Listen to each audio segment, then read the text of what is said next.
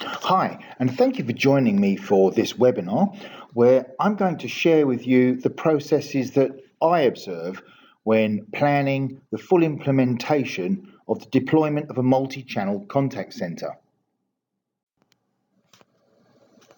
The agenda for today will see us cover the composition of a process map, how I evaluate the systems that may need to be integrated, how I produce a project scope, how this is managed during the course of the implementation, and the 4 steps of deployment: testing stage, rollback, failover, and finally go live. Key to the successful delivery of a multi-channel contact center solution would be the process mapping.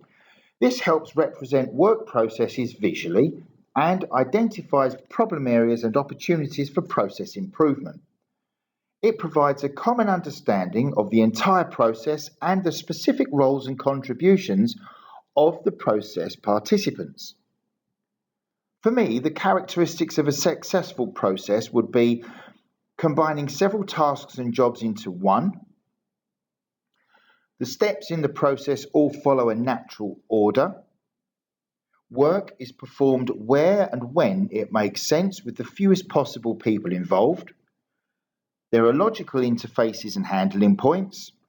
There are as few backward movements as possible, and activities are reduced wherever possible.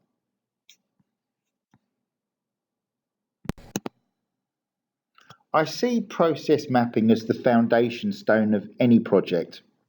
It's an exercise to identify all the steps and the decisions in the process and allows me to map it in a diagrammatic fashion. This allows me to view and continually improve the process. I would use different types of charts, each designed to capture a particular aspect of the project, and this normally focuses on the 2 most common techniques. They are flowcharts or outline process maps and deployment charts.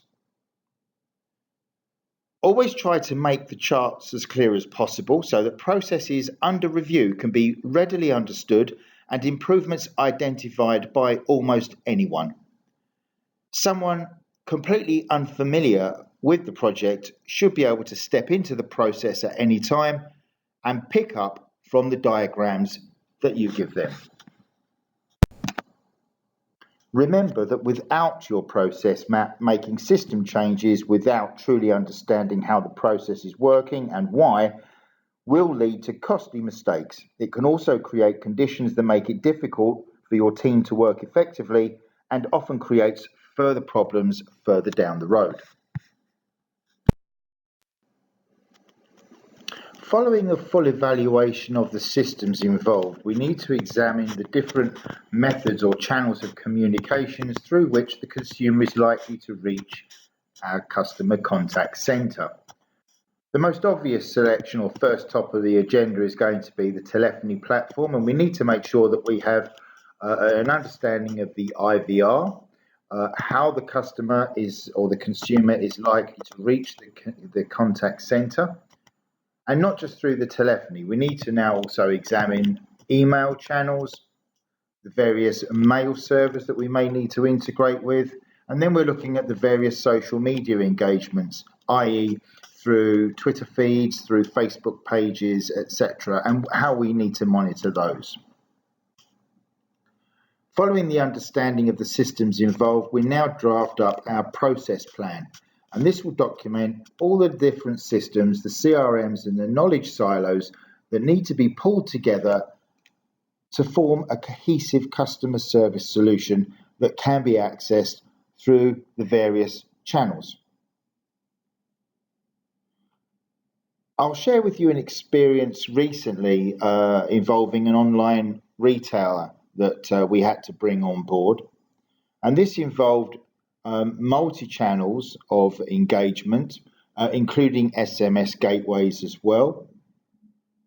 And we evaluated this from the actual experience of the online web store.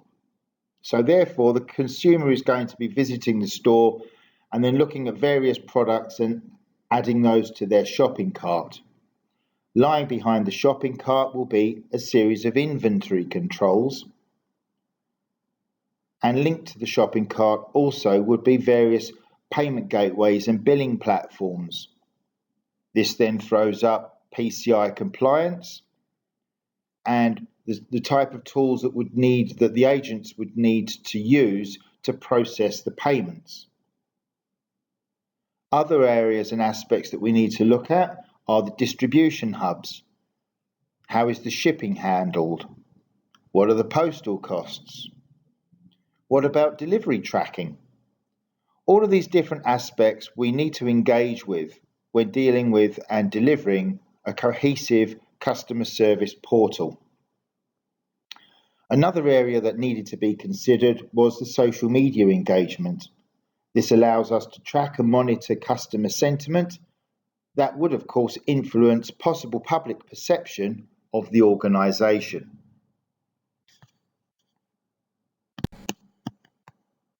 After tying all of this together, we then need to look at how the data is captured, where it resides, and how the reporting is going to be processed. How will that be delivered? How will it be accessed? All of these components need to be assessed, targeted, tracked, and pulled together into a cohesive project plan. Once we've evaluated all of the systems and processes that need to be integrated within the project, we're now at a stage where we can build our project scope. This scope will detail the various design and build and development stages of the project. We're able to chart this on a week-by-week progression so that everybody is aware of the different steps and timelines that are involved in the delivery. This runs through to testing, rollback, training, all aspects of the project through to the final evaluation, the QA, and the go live.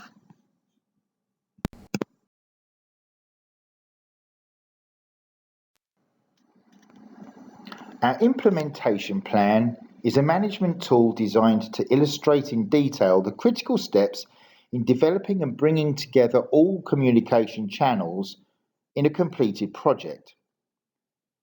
It is a guide or a map that is referred to by all staff and enables them to be proactive rather than reactive in the execution of the project.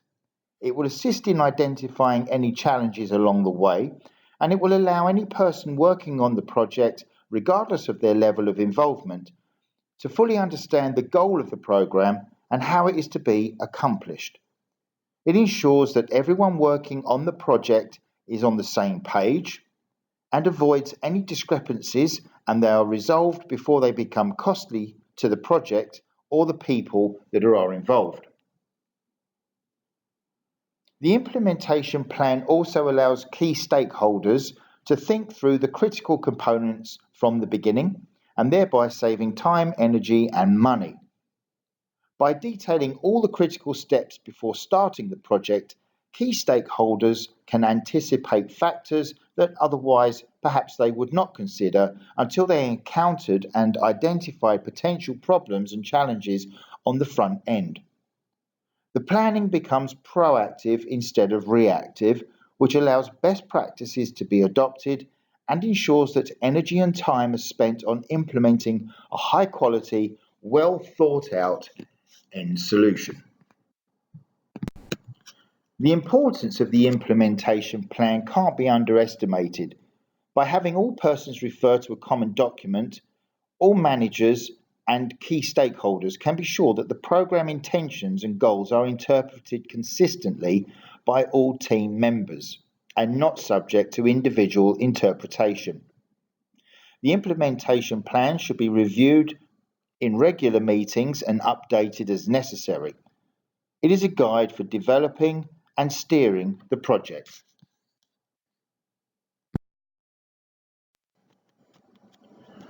The last stages of our implementation plan involve the training of the advisors, and this is conducted by our clients. They would produce and share their own materials This is done in a series of meetings with key management staff in our operations centre and delivered to the advisors. At the same time, we're looking at a 4-stage deployment of the architecture and the actual contact centre environment. This is rolled out not just into our main centre, but is also replicated across our DR facility. All telecoms and knowledge silos are held up in our cloud, and we have separate infrastructure feeds to both sites. The first stage of the deployment involves testing. This is done in real time and is normally exercised from our main site and shadowed through the DR facility. In all aspects of these projects, we perform rollback procedures and exercise the rollback policies. We then have a failover exercise, which is conducted solely from the DR site. And once all of these tasks have been finalised and checked off, a QA analysis is given across the whole project plan before sign-off and a final go live. And so to recap the main points of today's discussion. Clearly, process mapping enables us to clearly define the current processes in chart form. This allows us to identify problem areas such as bottlenecks, capacity issues, delays, or waste. It also allows us to understand the systems with which we are dealing, and once identified, this knowledge provides us with a solid basis from which to develop new solutions and also to introduce and plan new and improved processes. After understanding the systems that we are engaging with, we're able to draft up our scoping documents and our plans to engage with these systems. We then have a multiple task implementation plan. This is in the form of a series of Gantt charts, which outlines the various delivery stages and most importantly the timelines, all of which are shared across the entire project staff, with everybody having their own input. Finally, we come to the deployment of the solution, which is covered off in 4 stages, involving testing procedures, rollback plans, failover and disaster recovery, all before sign-off and the project goes live. I thank you for attending today's session. If you'd like to meet up for a coffee to discuss any of these points in person, please feel free to either email me or give me a call on my numbers below. See you next time.